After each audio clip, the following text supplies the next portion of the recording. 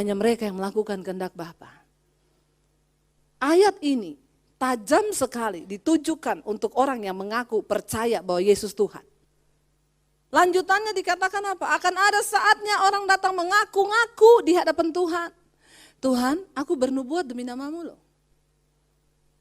Ini kelasnya tuh udah tinggi Kristennya. Kalau dicatat yang jemaat biasa nanti kebanyakan, Tuhan aku tiap hari Minggu ke gereja loh demi nama-Mu. Tuhan aku ngasih perpuluhan demi nama-Mu loh. Tuhan aku ngasih persembahan demi nama-Mu loh. Tuhan aku gini demi nama-Mu loh. Ini yang kalangan udah tinggi nih, yang tinggi aja belum tentu, apalagi yang biasa-biasa. Aku bernubuat demi nama-Mu. Aku mengusir setan demi nama-Mu. Aku membangkitkan orang mati demi nama-Mu. Spektakuler gak ini saudara? Karunia-karunia luar biasa. Tapi Yesus dengan jelas berkata apa? Enyahlah engkau daripadaku, engkau sekalian pembuat kejahatan. Karena aku tidak mengenal engkau. Fokus Kristus datang ke dunia. Ayat tadi berkata, karena dialah yang akan membebaskan umatnya dari dosa. Jadi apa tujuan Tuhan datang ke dalam dunia ini? Untuk memerdekakan kita dari dosa. Makanya jadi Kristen, ayo kita berdoa supaya hidup kita ini terbebas dari dosa. Kalau Alkitab berkata kuduslah kamu sebab aku kudus, berarti kita bisa gak hidup dalam kekudusan? Bisa. Ketika kita mau, Tuhan gak cari orang yang mampu, karena kita semua gak ada yang mampu. Tapi Tuhan cari orang yang mau. Ketika engkau mau, maka kemampuan itu adalah bagian Tuhan yang akan dilakukan dalam diri kita. Coba kita lompat baca Matius pasal yang keempat. Matius 4 ayat 16 dan ayat yang ke-17. Saudara, kita baca sama-sama Matius pasal 4 ayat 16 dan 17. 1, 2, 3. Bangsa yang diam dalam kegelapan telah melihat terang yang besar. Dan bagi mereka yang diam di negeri yang dinaungi maut telah terbit terang. Wow, amin. Apa itu Natal? Kristus datang ke dalam dunia. Ayat ini berkata bangsa yang diam di dalam kegelapan telah melihat terang yang besar. Dan bagi mereka yang diam di negeri yang dinaungi maut. Berapa banyak orang meninggal sia-sia. Mereka pergi ke tempat yang tidak mereka tahu tujuannya kemana. Saudara, negeri ini sedang melihat terang yang besar itu. Mari kita mulai berdoa buat bangsa kita sungguh-sungguh. Mari mulai menangis buat bangsa kita sungguh-sungguh. Saya percaya bangsa Indonesia ini sedang ada dalam terobosan yang besar. Tuhan sedang memulihkan bangsa kita. Indonesia ini adalah bangsa yang sangat-sangat kaya. Dan sudah saatnya Tuhan mendengarkan doa kita. Ya, Tuhan angkat orang-orang yang takut akan Allah. Ya, tetapi setan tidak akan pernah senang, saudara. Tetapi kita semua yang ada di sini kita berdoa, saudara. Terus berdoa, terus berdoa. Bagian kita adalah berdoa. Dan doakan mereka-mereka yang hatinya masih tertutup oleh selubung sehingga mereka tidak bisa melihat terang kebenaran itu. Mari kita sama-sama terus berdoa. Jangan terpancing bikin status yang gak penting di Facebook. Doakan. Miliki belas kasihan Tuhan. Ya, itu hati Tuhan. Firman Tuhan bilang jangan kalah dengan kejahatan, tapi kalahkan kejahatan dengan kebaikan. Yesus datang ke dalam dunia ini membawa kerajaan Allah. Baca ayat yang ke-17. Injil Yohanes pasal 4 ayat yang ke-17 berkata apa? Sejak waktu itulah Yesus memberitakan, sama-sama 1, 2, 3. Bertobatlah sebab kerajaan sorga sudah dekat. Ingat ketika Yohanes Pembaptis disuruh untuk mempersiapkan jalan bagi Tuhan. Dia berseru-seru. Bertobatlah sebab kerajaan Allah sudah dekat. Bertobatlah sebab kerajaan Allah sudah dekat. Kunci untuk kita bisa mengalami Natal yang sesungguhnya dalam hati kita, nomor 1, bertobatlah. Bilang kanan kirimu, bertobatlah. Jangan bilang gini, saya kan udah Kristen, mau tobat apa lagi? Setiap hari kita harus hidup dalam pertobatan. Pendeta tiap hari harus bertobat. Tiap jam, tiap menit, tiap detik harus bertobat. Amin. Kunci kita bisa mengalami kerajaan Allah dalam hidup kita. Apa saudara? Roma 14 ayat 17 berkata begini. Sebab kerajaan Allah bukan soal makanan, bukan soal minuman. Tetapi soal kebenaran, lalu damai sejahtera dan sukacita oleh Roh Kudus. Ketika umat sudah dibebaskan dari dosa, maka ini loh yang akan kita alami. Saudara tahu kerajaan Allah ini tidak akan pernah bisa engkau beli dengan uang. Sekaya apapun saudara, maaf. Engkau tidak akan pernah bisa membeli hal kerajaan sorga dengan uangmu. Engkau tidak akan pernah bisa beli kebenaran.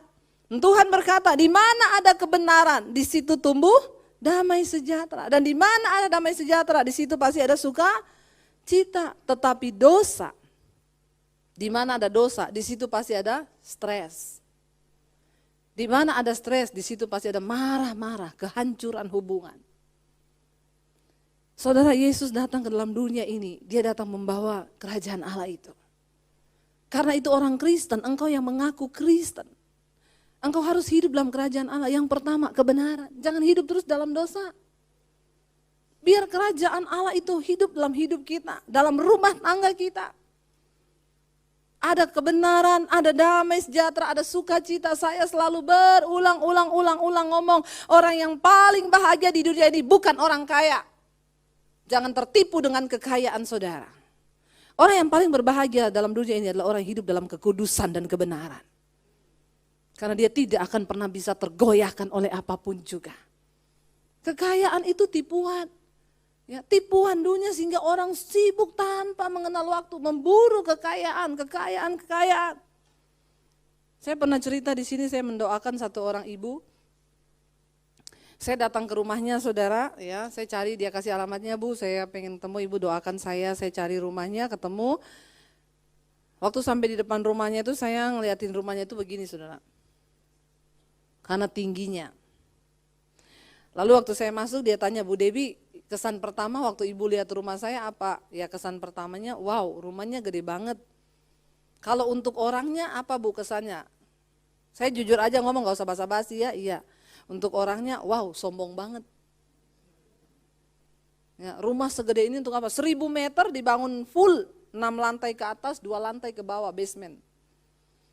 Itu saudara kalau mau ketemu, mau cari suaminya hilang, nggak tahu kemana di rumah itu. Jadi harus pakai telepon. Say, kamu di mana? Di atas, turun dulu ya, saya di basement. Mau pengen ngobrol, suaminya turun pakai lift. Cari anak-anaknya udah nggak tahu kemana. Ya, kamarnya puluhan di rumah itu. Yang tinggal cuma 5 orang. Bingung nggak? Saya aja bingung. Ya, disuruh doain kamar-kamarnya ya. Dan dia bilang, saya bangun rumah ini habis 50 miliar Bu. Itu berapa puluh tahun lalu. 50 miliar habis buat bangun rumah itu. Saya bilang, saya biar dikasih orang rumah begini saya nggak mau Bu. Paling saya jual kalau dikasih. Kenapa? Hilang, mau cari suami nggak ada, mau cari anak nggak ada. Ya, padahal satu rumah. Enak tuh rumah kecil aja, ke kamar mandi ketemu suami, hai. Ke dapur ketemu anak, hai. Apa kabar kamu hari ini? Itu loh yang setan sedang tipu orang Kristen sekarang. Hilang kemana-mana udah nggak ada komunitas. Dan setan tuh paling suka kalau orang mulai menyendiri. Anak mulai menyendiri, tahu-tahu narkoba. Orang tua juga sibuk dengan dunianya sendiri, tahu-tahu selingkuh. Suami jauh dari istri, tahu-tahu begini. Kehancuran sedang terjadi. Lalu dia bilang, sekarang ini Bu ya, waktu saya selesai bangun rumah, usaha saya jalan, sekarang usaha saya ini macet. Salah perhitungan. Bangkrut. Dan Ibu tahu sekarang saya harus bayar utang setiap bulan 500 juta bunga tok. 500 juta tuh bunga tok. Makanya saudara kalau lihat orang kaya itu jangan suka iri ya. Lihat orang rumahnya gede terus lihat gila rumahnya gede banget pasti bahagia banget. Belum tentu. Ya. Karena setiap rumah itu punya kisah. Kalau Anda sudah masuk di dalamnya, saya ini banyak masuk ke kisah-kisah di dalam rumah-rumah. Mulai dari rumah yang kecil sampai rumah yang besar. Kadang saya temukan rumah yang kecil pas-pasan tapi happy orangnya. Damai sejahtera, kami hidup sukacita Bu, kadang-kadang makan cuman pakai sambal sama kerupuk, tapi anak-anak hidup dalam kebenaran, mereka doa, kami suami istri gak pernah berantem. Ya sementara saya doakan yang orang kaya, yang itu bayar utang tiap bulan 500 juta. Akhirnya kan stres. Makanya Alkitab bilang, Yakobus bilang apa? Manusia itu dicobai oleh keinginannya sendiri. Lalu karena stres berantem terus suami istri. Pernah Bu, dia bilang anak saya yang masih bayi dilempar ke kolam renang sama suami saya. Saya yang waktu itu sedang dalam keadaan sakit, sendi-sendi saya sakit semua. Saya terpaksa lompat ke kolam renang untuk nolong anak saya. Bayangkan ya, rumah segede itu jadi sarangnya setan. Apa itu Natal? Kristus datang dalam hidup kita. Dia bawa kerajaan Allah supaya kerajaan setan minggir. Amin. Saudara, lalu dia bilang karena saya stres Bu, tiap hari mikirin utang, mau bayar utang. Saya tahu-tahu sendi-sendi saya sakit semua. Berobat sampai akhirnya ke Singapura periksa. Dokter bilang dia kena autoimun.